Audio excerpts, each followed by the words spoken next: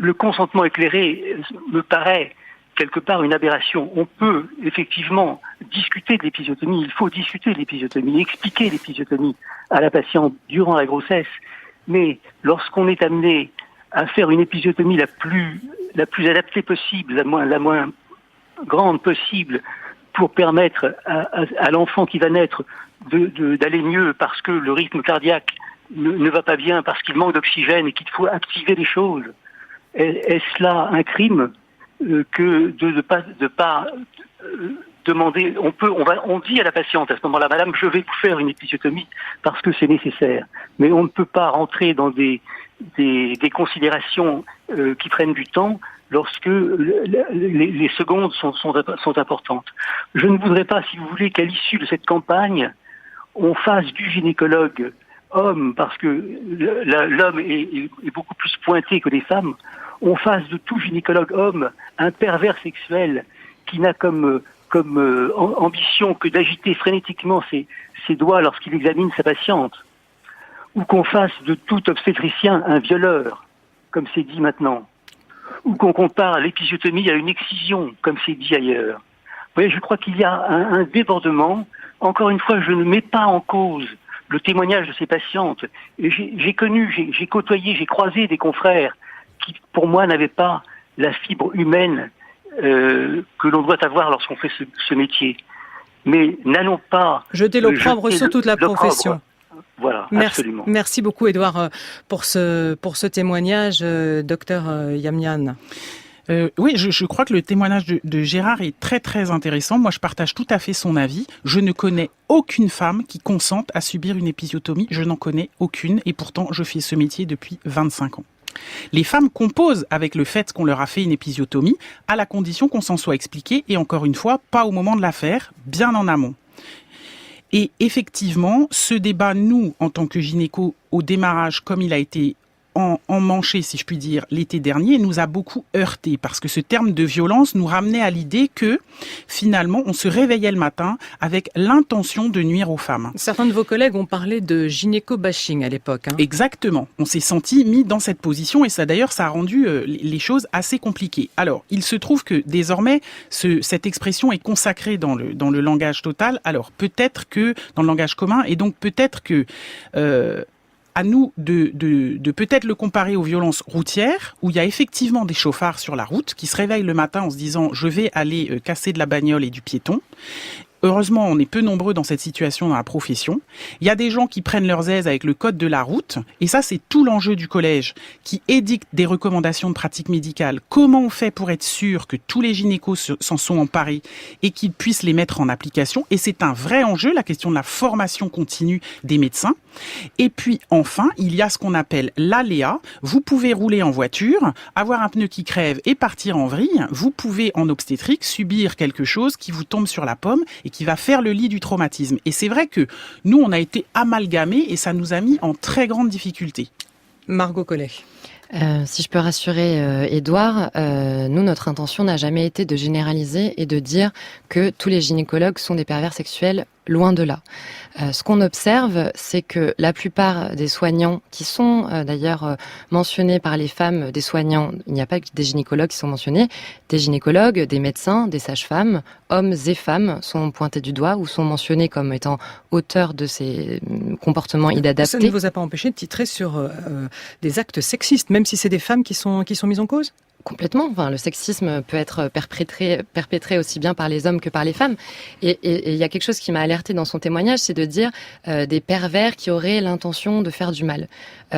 Je suis convaincue que l'immense majorité des soignants qui vont avoir un comportement inadapté, qui vont avoir des conséquences sur les femmes, n'ont ni l'intention ni conscience d'être maltraitants, et qu'en fait ils sont baignés dans une culture médicale, dans une culture qui peut reproduire du sexisme et qui va faire que ces pratiques-là font partie, on va dire, de leur quotidien. Donc, il ne s'agit pas du tout de dire tous les gynécos font mal les choses, mais en tout cas, on a l'ampleur des témoignages, la masse des témoignages. Je rappelle que Paye ton utérus, c'était 7000 témoignages de femmes en 24 heures. Donc, on voit bien aussi qu'il ne s'agit pas non plus de quelques gynécologues déviants, etc., et que c'est plus massif que ça. Et on va d'ailleurs le vérifier avec Evelyne qui nous appelle à son tour. Bonsoir Evelyne. Oui, bonsoir. On vous écoute. Oui, alors mon témoignage sera très différent des deux autres dans la mesure où on n'est pas dans l'ordre d'une violence physique mais plus psychologique, et quand l'interlocuteur précédent parlait de fibre humaine, je pense qu'on est vraiment dans ce cas de figure. En fait, il y a maintenant 18 ans, j'étais enceinte de ma seconde fille et à 4 mois de grossesse, j'ai eu une grosse hémorragie qui est survenue et qui m'a amenée aux urgences obstétriques. À ce moment-là, je suis examinée très vite par le patron du service qui m'annonce de façon très abrupte et sans tact que je vais perdre le bébé dans la nuit car il y a un hématome rétroplacentaire. Et là, il me dit vous allez le perdre cette nuit, vous en ferez un autre, puis voilà. Là-dessus, et c'est là que ça a été très très pénible, il me fait une échographie. Il déchire le cliché, mais comme un ticket de caisse, quoi. C'était vraiment un geste qui était très très spécial. Il me claque sur le ventre, et là je n'exagère pas quand je dis qu'il me le claque sur le ventre, avec ces mots « tenez, photo, souvenir ». Et là-dessus, il est parti de la salle, et moi j'étais en pleurs sur ma table d'examen. Et ça s'est passé il y a 18 ans et le bébé a maintenant 17 ans, donc comme quoi les prédictions, tout compte fait, n'ont pas été bonnes. Mais ce que je sais, c'est que ce médecin est toujours chef de service, qu'il est toujours aussi brutal et abject. Alors on parlait de perversion tout à l'heure, là on peut se demander s'il n'y a pas une part de perversion quand même, car c'est très très particulier comme comportement. Et je reste persuadée que c'eût été très différent si j'avais été accompagnée de mon compagnon à l'époque, car je suis arrivée en urgence et c'était un peu compliqué. Car ce que j'ai remarqué de façon générale dans l'hôpital, c'est que la présence d'un homme à nos côtés change totalement le comportement de ce type de médecin. Merci. Donc sans jeter l'opprobre sur toute une profession, je pense qu'il y a un gros souci tout simplement de fibre humaine chez certains. Merci beaucoup Evelyne pour ce témoignage, merci de nous avoir appelés. Docteur Yamnian, je crois que vous avez été formé ailleurs qu'en France, vous Oui. Est-ce qu'il y a une formation différente? Est-ce que sur ce côté justement, la psychologie du médecin, est-ce quelque chose de différent? Est-ce qu'on est un cas particulier en France?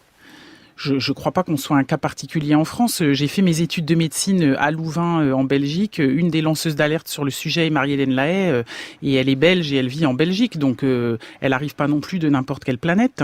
Je crois que la question de la formation à la question de la fibre humaine et de la psychologie, c'est primordial dans notre métier qui est à charge émotionnelle très élevée. Il ne faut pas penser non plus que nous-mêmes, nous soyons des robots. On est chargé des propres émotions que les naissances suscite chez nous, et que, en particulier, là, la question de la perte fétale, ça peut mettre en difficulté, y compris le soignant. Et que un des moyens de défense sur le plan psychologique pour qui a accompagné une femme qui va perdre un bébé ou qui menace de le perdre ou dont on pense que très probablement elle va le perdre, c'est une façon un peu distante de gérer les choses parce que ça vous évite de vous embarquer avec elle dans quelque chose qui est émotionnellement peut-être difficile à subir. Et effectivement, je crois que ça doit vraiment faire partie de la formation de base des médecins et en particulier des gynécos, parce que en gynécologie, pour dire les choses un peu trivialement, on ne travaille pas comme à arracher des molaires. Et le champ de la gynéco a ceci de très particulier, il touche à l'intimité, il prend en charge des patientes dont 10 à 15% d'entre elles ont subi le viol, l'inceste, l'attaque sexuelle, et donc on est sur un terrain qui est possiblement déjà très abîmé, et que d'autre part, il y a beaucoup de femmes qui viennent avec des questions très intimes pour lesquelles il est difficile pour elles de se livrer, et qu'il y a une façon de faire et une façon de mal faire. Et en tout cas, moi je suis allée me former pour le coup de cette formation-là, c'était pas en Belgique, c'était en France, donc il y a des gens qui y travaillent depuis au moins une trentaine d'années, mais ça, c'est toute la question, le défi de la formation continue. Quand les maternités de France aujourd'hui fonctionnent déjà en sous-effectif, comment un chef de service, a fortiori s'il n'est pas aguerri à ces questions, mais peut-il envisager sérieusement de laisser chacun de ses collaborateurs partir 3 ou 4 semaines par an pour se faire former pendant 2 ou 3 ans? C'est juste impensable. Margot Collet, vous insistez dans vos recommandations sur cette question de la formation. Oui, nous on identifie la formation aussi bien initiale des futurs praticiens et praticiennes que la formation continue pour toutes celles et ceux qui sont déjà en exercice comme un levier fondamental. Sur cette question, là, on sent vraiment le manque d'empathie, de formation à la bientraitance humaine. Enfin, même au-delà de ça, c'est plus qu'une distanciation, c'est plutôt de la violence psychologique là dans ce cas-là. Oui, la question de la formation. Donc sur cette question-là, bientraitance, respect du consentement, la question des violences sexistes et sexuelles, c'est pour nous 2 priorités qui doivent être intégrées de manière obligatoire à la formation des futurs soignants. On a aujourd'hui un levier, la ministre de la Santé a annoncé une grande réforme de la formation initiale et continue pour 2019. Nous, on appelle le gouvernement à ce que ces questions-là fassent l'objet de modules conséquents avec des interventions d'associations spécialisées et que ce soit obligatoire partout. Et la question de la formation continue, vous le disiez, le nombre de jours de formation ont été réduits de 10 à 3 jours indemnisés par an. C'est vraiment dérisoire et les médecins ont besoin de temps et d'indemnisation pour pouvoir se former tout au long de leur carrière qui peut parfois être très longue. France Inter, Claire Servagent, le téléphone sonne. Anne est en ligne. Bonsoir Anne. Bonsoir. Dites-nous tout. Alors moi, mon témoignage porte sur le manque de bienveillance de certains praticiens. Mon histoire remonte en fait à la fin de l'année 98. À cette époque, je travaillais sur Paris, mon mari vers Le Havre, et j'ai appris que j'attendais mon premier enfant. Nous venions, mon mari et moi, de quitter Paris pour aménager à proximité de Rouen, et comme je ne connaissais personne sur le plan médical, j'ai décidé d'accoucher au CHU de Rouen, à Charles-Nicolle. Je m'y suis rendue pour prendre des infos. J'ai demandé si on pouvait me communiquer des noms de gynéco, et c'est ainsi qu'on m'a recommandé un grand ponte du CHU qui avait son cabinet sur Rouen. J'ai téléphoné, obtenu un premier rendez-vous à environ 4 mois de grossesse. Je calais ce rendez-vous un samedi matin compte tenu de nos emplois du temps, car en fait mon mari m'accompagnait. Et lors de ce premier rendez-vous, nous avons bien mesuré l'ampleur du mot patient, car en fait nous avons attendu environ 1h30 avant d'entrer dans le cabinet du praticien, qui ne s'est absolument pas excusé pour son retard, qui m'a examiné, a tamponné le papier que je devais renvoyer à la Sécu, et merci, à la prochaine. Deuxième rendez-vous a eu lieu un mois plus tard, et là, bis repetita, 1h30 d'attente avant d'être ausculté, papier tamponné, merci, au revoir, à la prochaine. Alors au troisième rendez-vous, nous avons pris les devants avec mon mari. Avant de nous installer dans la salle d'attente, nous avons demandé à la secrétaire du médecin si il avait du retard dans ses rendez-vous, et comme c'était le cas, avec son accord, nous avons convenu de sortir prendre l'air pendant un petit moment. Nous sommes revenus dans le cabinet, mais on pensait passer rapidement, mais le médecin avait bien remarqué que nous étions partis, que nous étions absentés. En fait, ça n'a fait que décaler le problème, et nous avons dû à nouveau attendre plus d'1h30. Et moi, j'ai fini par craquer dans la salle d'attente. J'étais à bout, mes nerfs ont lâché, je me suis mise à pleurer, mais j'avais des sanglots au point que je pouvais même plus parler. C'était ingérable pour moi, et du coup, quand nous sommes enfin rentrés dans le cabinet du gynéco, il m'a regardé, mais éberlué, m'a demandé ce que j'avais, puis mon mari lui a expliqué, comme je ne pouvais pas parler, que j'étais à bout de nerfs, à force d'attendre, et qu'en plus j'étais épuisée par ma semaine de travail.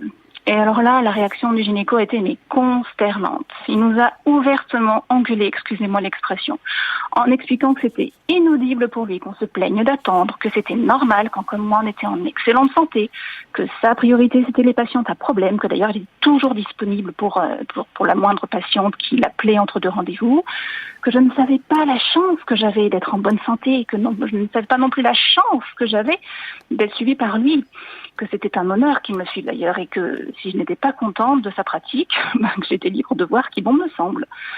Merci. Là, mon mari, oui, Anne, je vais vous presser un petit peu. Oui, alors juste pour dire parce qu'il y a un petit embouteillage au standard. D'accord, donc juste pour dire que en fait nous sommes partis. C'était un rendez-vous humiliant, et j'ai du coup cherché un autre praticien, et comme j'avais des cours de préparation à l'accouchement au CHU, j'ai raconté ma mésaventure à la sage-femme qui encadrait des cours de préparation, et là elle m'a appris que les sages-femmes pouvaient nous suivre, et là ça a été un vrai soulagement, parce que par la suite j'ai été prise en charge par des personnes bienveillantes qui répondaient à mes questions, qui m'écoutaient, qui ne me jugeaient pas, et qui m'ont toujours rassurée. Et ça m'a vraiment réconciliée avec le corps médical. Ah, voilà. Si ça vous a réconcilié, on est ravis, et c'est déjà ça. Les sages-femmes, on va quand même en dire un mot de leur rôle. Il est fondamental. Elles sont plus nombreuses que les gynécologues, non, elles sont Elles sont, si elles sont 28 000 au moins 3 fois plus, en 4 fois plus 2017, nombreuses, oui, c'est et sûr. on compte 4 500 gynécologues obstétriciens, si je me trompe pas. Donc elles sont plus nombreuses et surtout leurs compétences ont été étendues récemment par la loi de santé. Elles peuvent notamment maintenant pratiquer des IVG médicamenteuses et les sages-femmes sont de plus en plus identifiées par les femmes comme pouvant pratiquer le suivi gynécologique, on va dire, de base, la prescription d'une contraception. Donc c'est vrai que